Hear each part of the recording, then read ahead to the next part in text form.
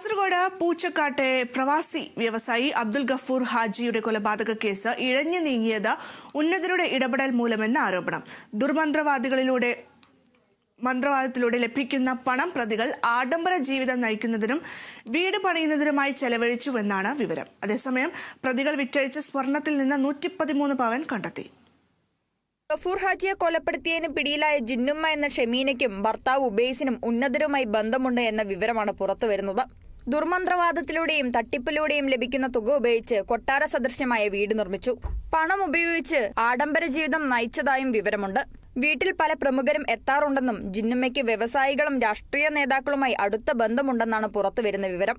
ഇതിനിടയിൽ AP അബൂബക്കർ മുസ്ലിയാർ ജിന്നുമ്മയുടെ വീട് സന്ദർശിക്കുന്ന ദൃശ്യങ്ങൾ സാമൂഹ്യ മാധ്യമങ്ങളിലൂടെ വ്യാപകമായി പ്രചരിക്കുന്നുണ്ട്.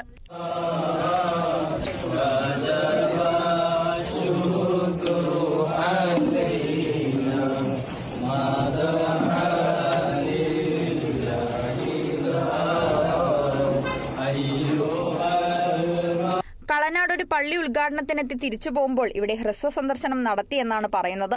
പ്രസ്ഥാനവുമായി സഹകരിക്കുന്ന ചിലർ ആവശ്യപ്പെട്ടത് പ്രകാരമായിരുന്നെന്നും മറ്റ് വ്യാഖ്യാനങ്ങൾ കണ്ടെത്തേണ്ടതില്ലെന്നും AP വിഭാഗം സമസ്ത വ്യക്തമാക്കിയിട്ടുണ്ട്.